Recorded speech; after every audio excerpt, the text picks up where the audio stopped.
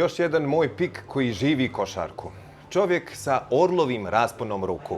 Dok je igrao, loptu je držao kao da je teniska, a u igri nije imao pardona ni prema kome. Na terenu nije prestajao sa pričom, a tek sada će imati priliku da se proslavi. Legenda banjalučkog borca i košarkaški agent, Feliks Kojadinović. Ćao, me. Felikse, hvala ti što si došao i što si odmah pravo odlučio da odradimo ovaj razgovor i to na mjestu gdje si proveo najviše vremena dok si igrao za Bosnu. Pa jeste, hvala ti prvo na pozivu što si se sjetio mene, jer onako lijepo najavi. Da, došli smo ovdje kod našeg zajedničkog prijatelja gdje se već duži niz godina i gledamo i skupljamo ovdje u centru Sarajeva, tako da u lijepoj atmosferi možda popričamo o svemu što ti interesuje. Put te nanio ponovo nazad u Sarajevo poslom, trenutno radiš kao agent.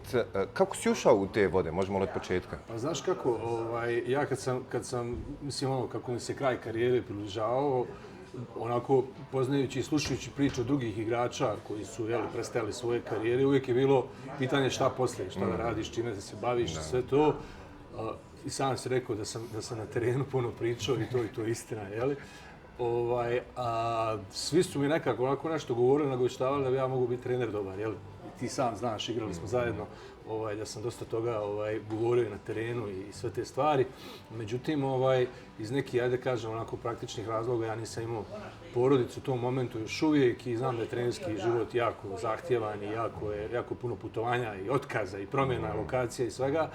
A opet sam htio da ostanem u košarci i onda sam nekako, ajde kažem, skupljajući sve svoje te godine, iskustvo i sve to, mislio da je nekako najpametnije da krenem u tom pravcu košarkaškog agenta i već, ajde kažem, nekim ti predzadnja i zadnja godina moje karijere, ja sam već ovako, ajde kažem, svoj zadnji ugovor u Švajcarskoj sam ja sam radio uz pomoć mog tadašnjeg agenta koji je već izrazio želju da ja budem, ajde kažem, da učim zanat od njega i tako sam i krenuo u te vode. Tako da, ajde kažem, volim košarku, živio sam za nju, uz nju sam, ajde kažem, provio 20 godina nekog života, onda je bilo nekako i logično normalno da u nekoj toj formi košarkaškog radnika ostanem u tom svijetu. Ta silna poznanstva, sad si ih još više raširio kroz te menadžerske vode. Da li si možda u ovom poslu, kako se već baviš nekoliko godina, možda došao na ideju da se baviš nečim drugim, recimo generalni menadžer kluba? Pa, znaš kako, naravno uvijek kad si u tim vodama i u tim poznanstvima uvijek provejava ta ideja da se mi razumijemo, ovo nije lagan posao. Uopšte ljudi misle da kad vide agenta i uvijek se neke negativne konotacije vuku oko agenata. U stvari se zavisi kako agent radi svoj posao, sve zavisi od toga.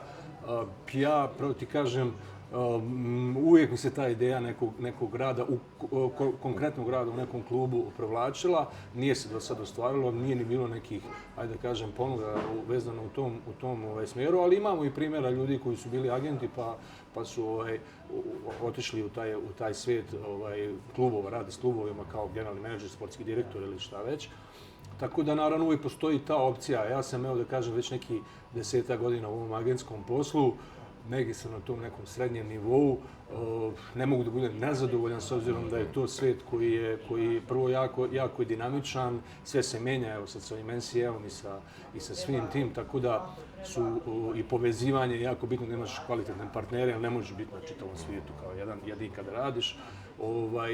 I svijet se menja, i svijet košarke se menja, tako da je sve dinamično i ta prilagođavanja, adaptacije su i brzina reakcije su jako neophodne.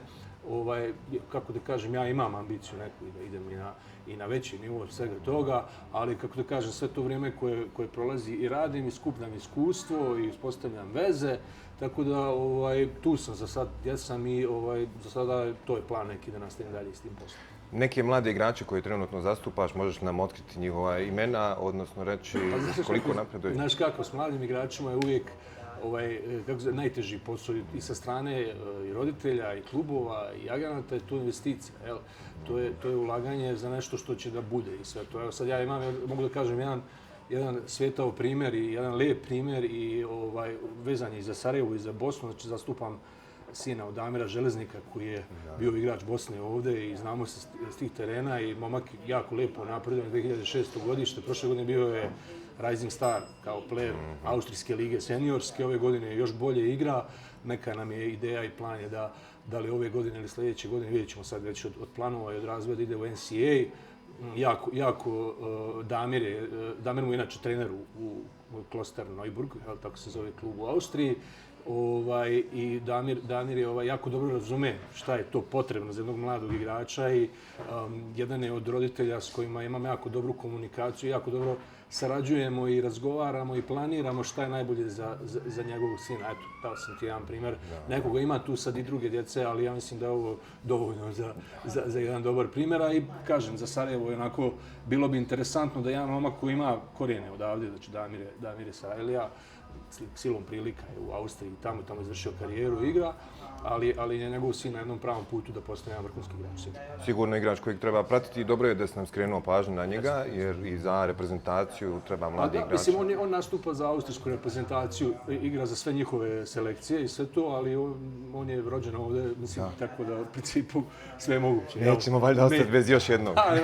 Sve je moguće. Spomenuo sam u najavi da možeš ufatiti loptu jednom rukom kao da je teniska, molim te. Pa jeste, možeš još uvijek? Uvijek sam imao ogromnu šapu i to mi je bilo prednost. Znaš, mogao sam skloniti loptu, nisam morao s dvije ruke, mogao sam skloniti uvijek pas jednom rukom i sve to.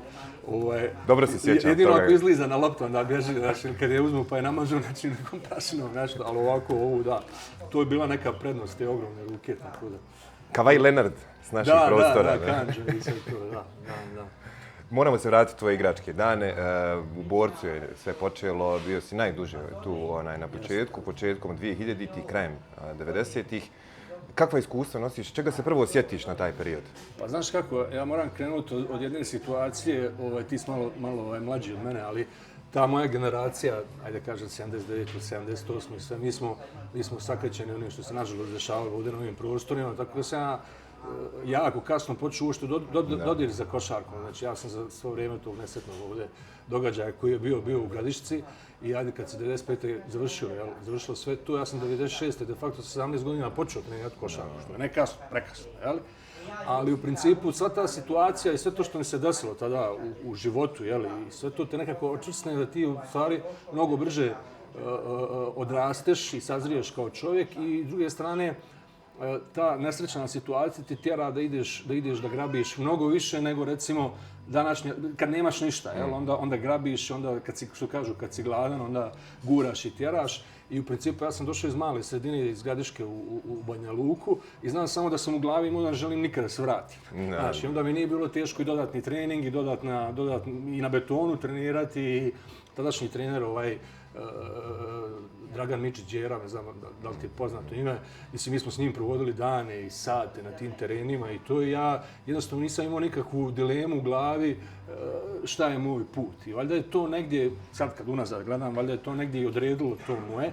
Naravno, sve to što se dešavalo tamo ti da nešto, ovo sad što ti govorim, taj motiv i da nikad ne odustaješ, ali ti oduzme neke druge stvari u tom odrastanju i svemu, tako da negdje dobiješ, negdje izgubiš i to te prati kroz čitav život. Tako da, ajde, tamo sam krenuo, ti juniori, Borac i onda 99. je Velimir Gašić došao i preuzeo ekipu Borca.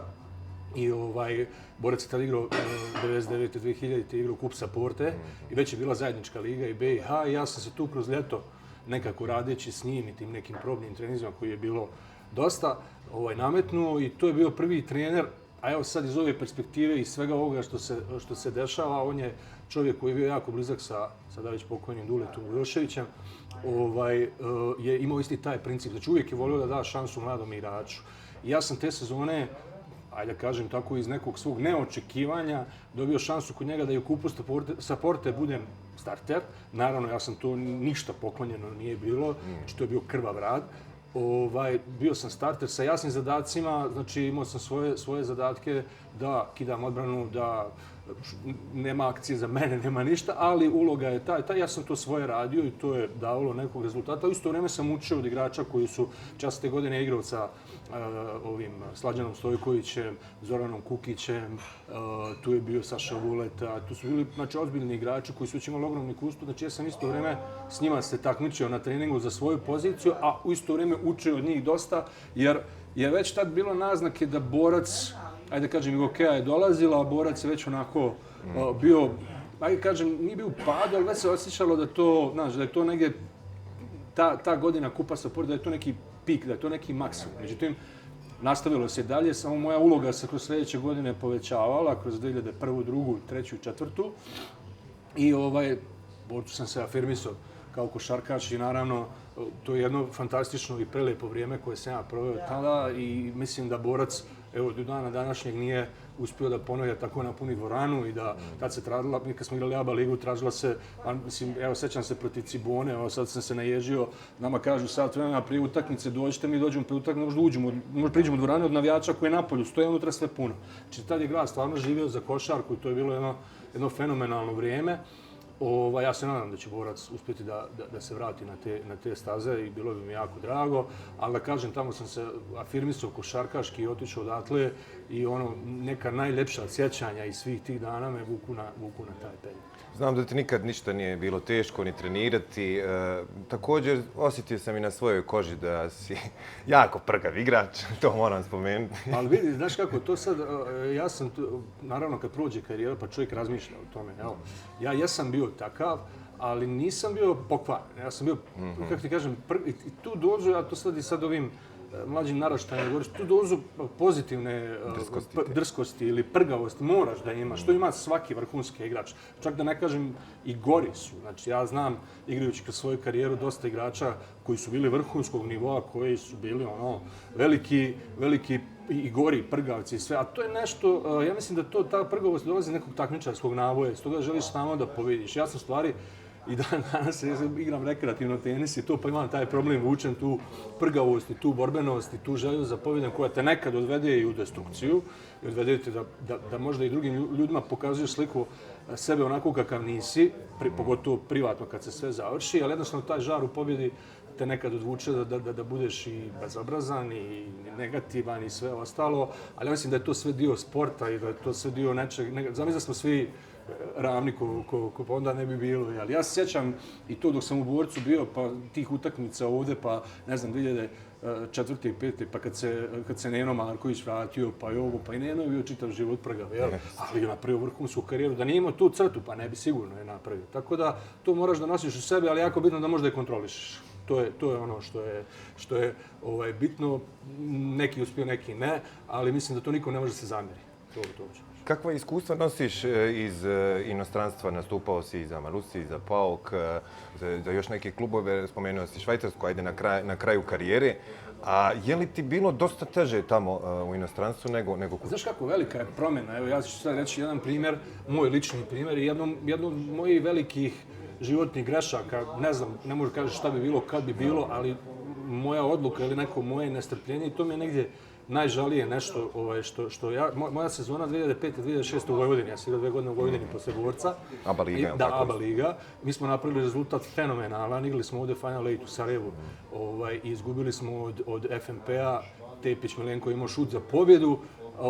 Znači bili smo tu sve, igrali smo fenomenalno te godine. Ja mislim da smo te godine u Vojvodini igrali, da smo bili ekipa koja davala najviše poena. Igrali smo jako brzu košarku, pretečno neke košarke koju igra danas Pariz. Vjerujem, to sad uzmeš utakmice da gledaš, to je to. Znači mi dobijemo koš, izbacimo brzo, ovi se nisu ni okrenuli, mi smo već tamo zabili koš. Stvarno je bilo, i bilo je uživati, a trener je bio Velimir Gašić. I treniralo se, znači, do jako i do smrti, jel? Čak ima jedna anegdota, je sada u Novom Sadu, u dvorani, ne znam, ovi domari tamo što rade, ne znam, od 11 do 1 na treningu, ugase svjetlo, ono je veliko sale, nema nigdje prozora. Mi krenemo, da, u Spencer, mi krenemo kao ne, vrati šutiraju mraku, kad upali pogodit ćeš, tako te stvari. Ali, da kažem, evo, recimo, ja sam kod Gašića, od svih trenera, koji jako poštujem kroz svoju karijeru, sa svima kojim sam radio, ja sam kod njega najbolji igrao. Da li sam ja reagovao, da li sam ja bio takav karakter koji odgovarao na taj pritisak, na tu čak i nekada, ajde kažem, vrijeđanja, ali kažem neke rečenice na ličnom nivou, ja nisam odgovarao tako što sam se povlačio, ja sam, sad ću ti ja dokazat da nisi u pravu, znaš, ne možeš to da mi radiš. To te upali. Da, upali me. Ja sam bio takav i kod njega sam stvarno najbolje igrao i on mi je najviše pomogao da svoj neki taj talent što sam imao i kroz rad izvučen na neki maksimum. I te godine smo igrali stvarno dobro. I negdje u martu, aprilu se krenulo šuškat da nešto mene Partizan hoće, da su oni nešto tu zainteresovani. A ja, ti kažem, u tom momentu, ja sam nisam imao agenta. Imao sam neki ljudi koji su doveli u Vojvodinu, ali oni nisu bili na tom nivou da oni sad me nešto guraju ili da mi govore stalno neke. Ja sam te informacije čuo izokola ovako. I ja, naravno, sam već imao, pošto sam igrao stvarno dobru sezonu, u martu, aprilu sam imao fenomenalnu ponudu iz Rusije, finansijski jako dobro, ti Rusi su bili toliko uporni i davali su mi sve i svašta i ovo, ono. Ali čovjek koji me tad vodio, neću mu spomenuti ime, nije ni bitno, kao agent, kako se zove, apsolutno, ja sam potpisao za njih, ali apsolutno nije uputio da ja idem. Znači, to je apropo tog tvog pitanja inostranstva. Znači, ja odlazim u Samaru, koja je, prvo, Rusija kao država je ogromna, odlazim u Samaru u kojoj niko ne priča engleski, u kojoj postoji jedan ogroman grad, znači širok na 45 km raširen. Ceste nemaju linije, znaš cesta pa linija da razdvaja trake, nego ko se snađe, sve neki ogromni kružni tokovi, jedan tržni centrum koji, pazi, tad je postojala radnja Mac Apple, ali niko ne priča o engleskoj radnji. Znači ja uđem da kupim kompjuter, ne mogu da komuniciram.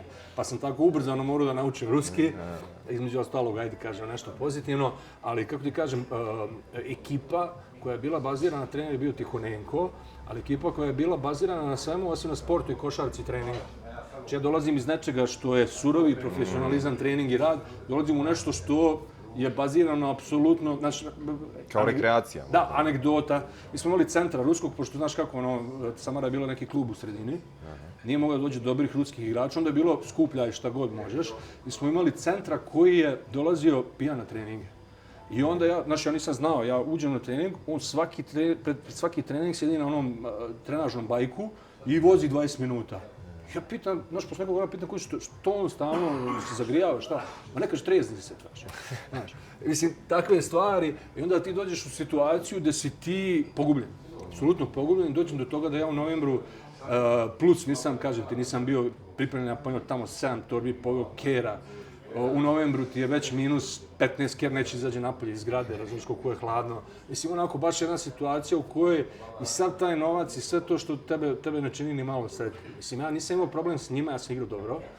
Čak kad sam išao na prve razgovore sa trenerom Tihonenkom, rekao šta je problem, evo daćemo ti još jednu plavu, čovječe nije to problem, problem je što ja ne mogu, znači letiš u Vladivostok 9 sati, nama je inače sponsor tog kluba bila vojna avijacija Rusije, mi smo letili u vojnom avionu.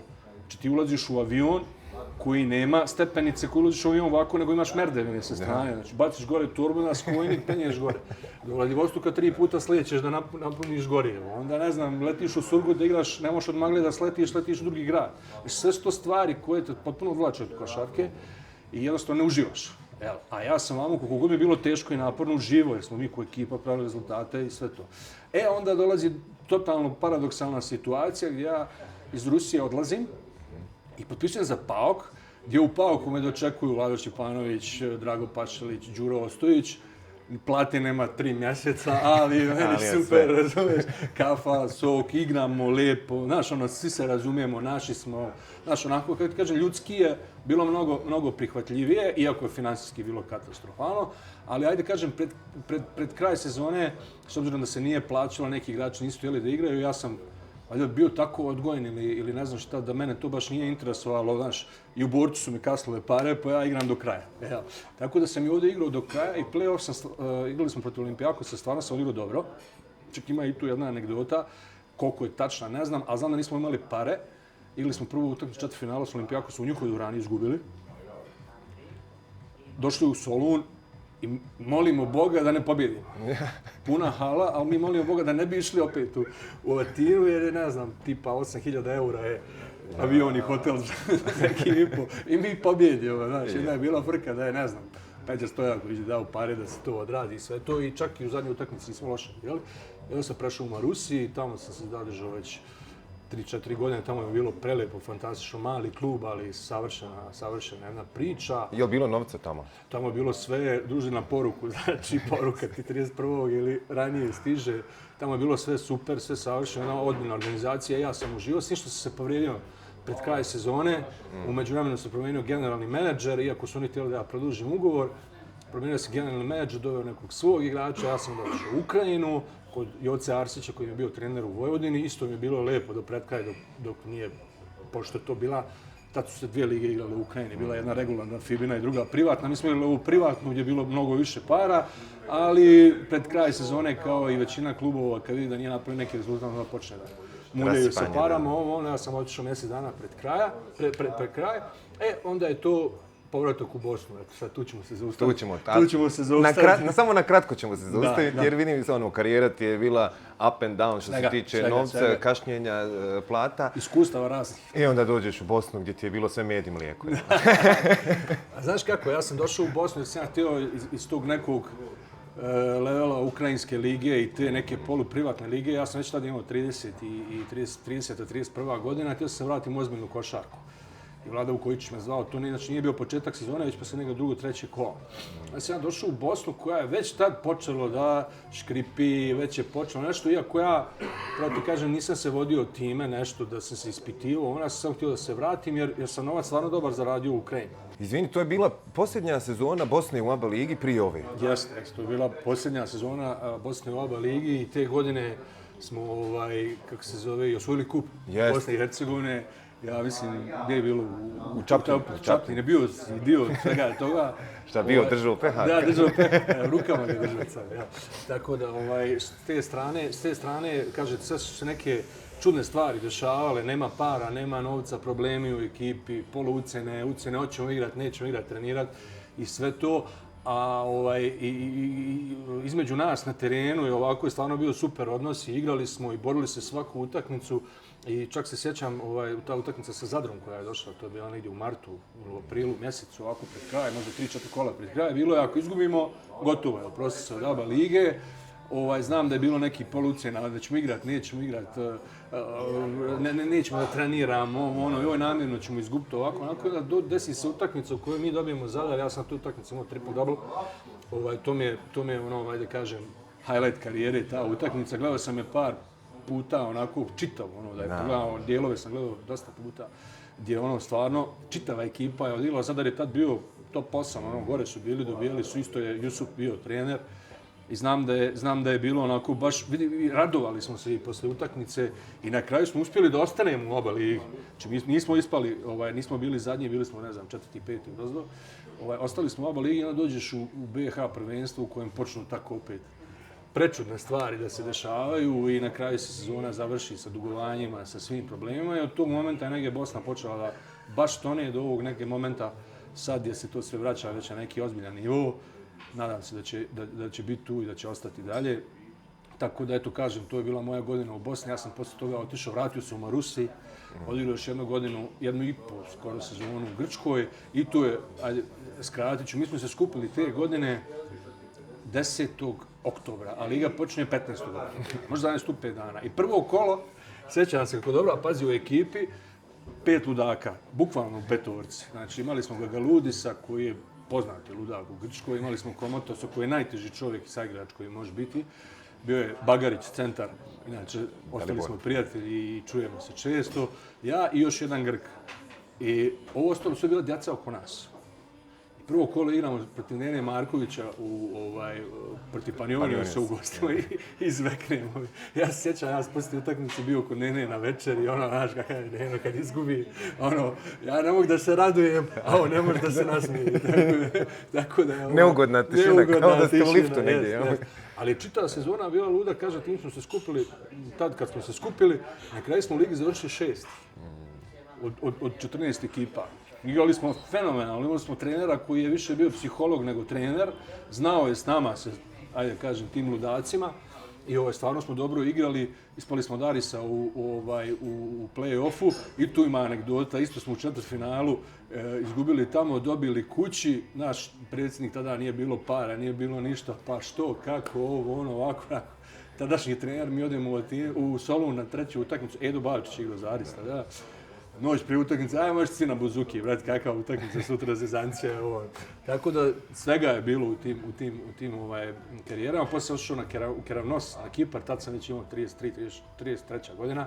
Tamo sam svojio kup, bilo lijepo.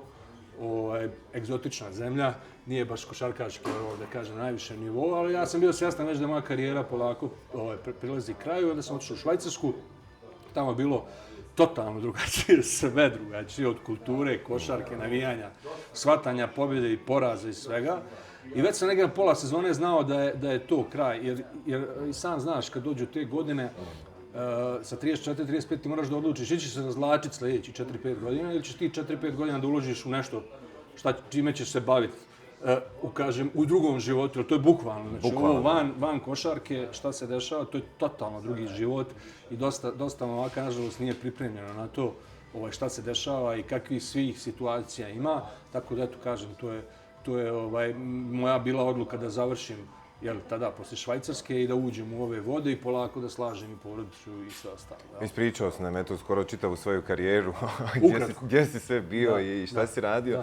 CJ Watson je u jednom periodu igrao s tobom, ne znam u kojem klubu, ne mogu se bio. Igrao u Pauku. U Pauku. Možda neki najbolji afroamerikanac s kojim si igrao. Ili protiv kojeg si igrao? Znaš kim sam ja igrao? Evo sad ljudi neće vjerovati u Švajcarskoj. Pa sa Robertsonom. John Robertson. Pa da. To je njemu bila prva godina, kad je došao s koledža, došao je u našu ekipu. Ali nije dugo bio, pa je otišao dalje. Ali on je bio, ja se sjećam, isto tako mali, brz i sve. I tad je bio pokazao da će biti vrhunski igrač i da je vrhunski momak i vrhunski profesionalac.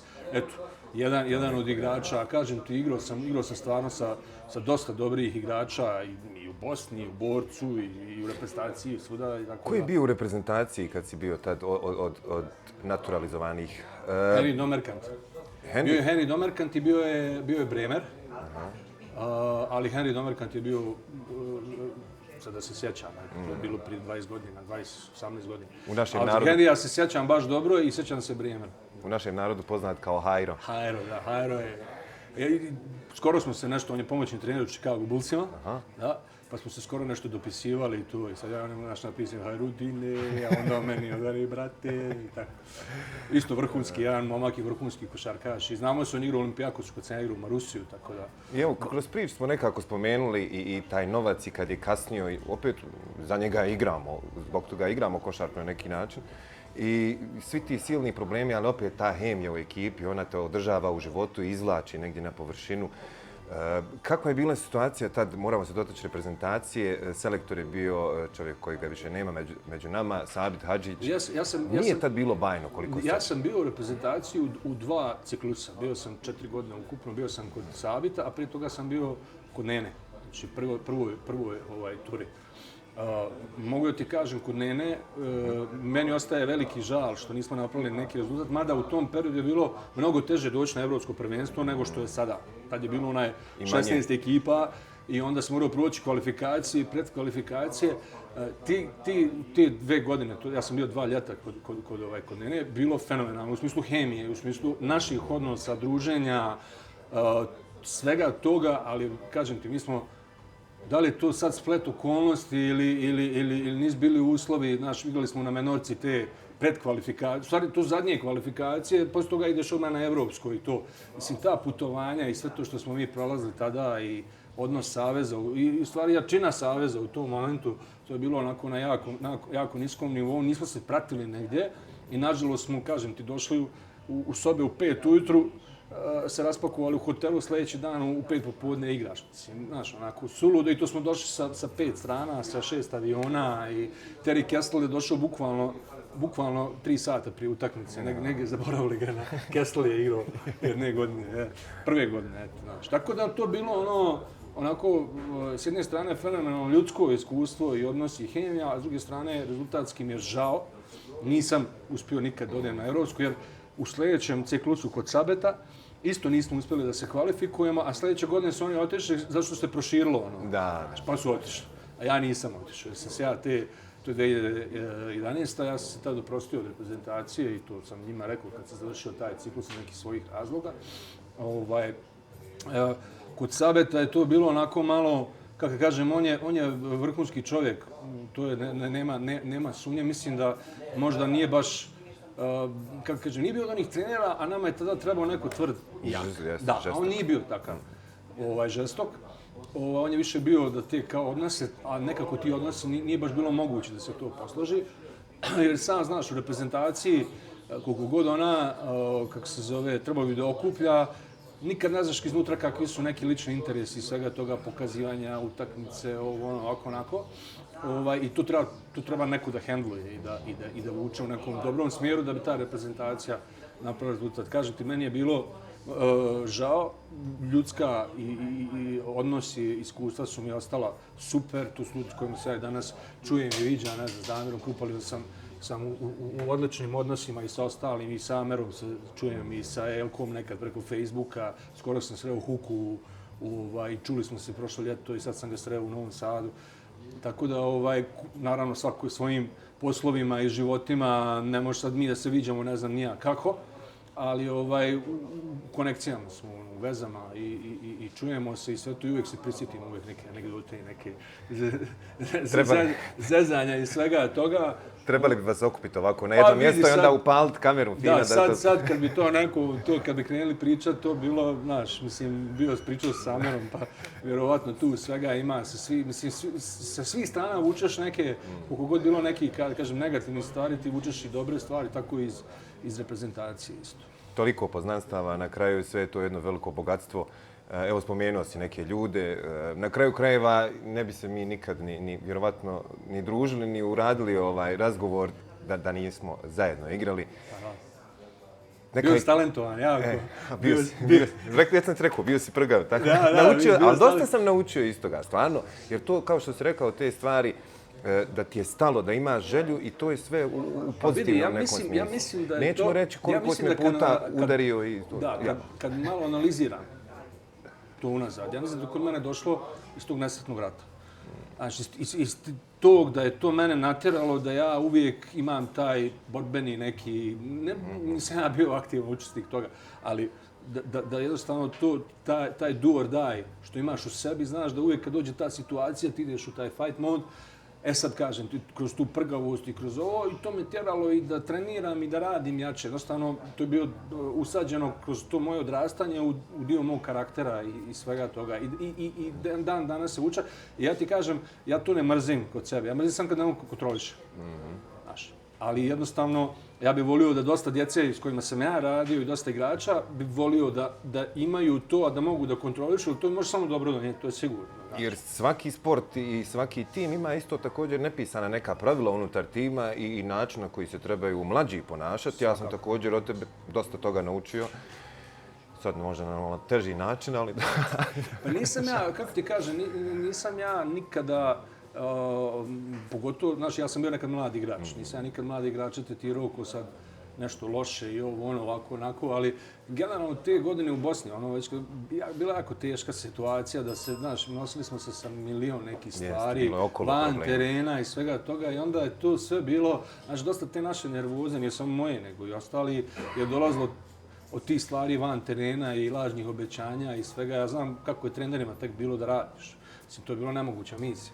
Znaš, ovo sad danas kad ti plata leže svakog, znaš, onda ti možda se baviš košarkom i timom i sportom i rezultatima i naravno i da nagrađuješ i da kažnjavaš i sve, a kad nema, onda sve to pada u vodu i nema nikakvog smisla. Evo, mislim, ti igrača, šta da igrača tiraš koji nije plaćen? Mislim, a on kući, znaš, dolazi sa milion problema i ne znam, ako ima porodicu, djecu, znaš, treba kup, treba a ti onda zoveš nekog direktora, on se ne javlja i tako u krug. Znaš, sve sam. Mnogo mi je ljepše iskreno pričati s tobom nego čuvati te. Sad ćemo mi nastaviti kad se kamere ugase, ali za kraj ću te zamoliti da u loptu kažeš sve ono što bi rekao mlađem sebi. Hoćeš da te ostavim nasamo, da razmisliš, evo za kraj da mi se potpišeš na loptu. Gdje ćeš negdje god.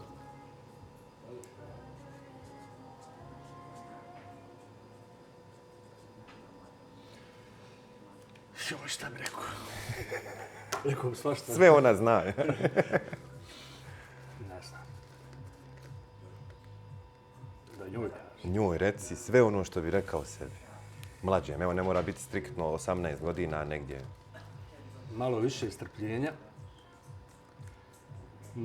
Malo više razumijevanja da nema isterivanja pravde. I malo više da sam progutao što sam rekao. Eto. mislim da bi bilo mnogo bolje, ali nisam nezadovoljan ni sa ovim što je bilo. Eto, to. Odlično.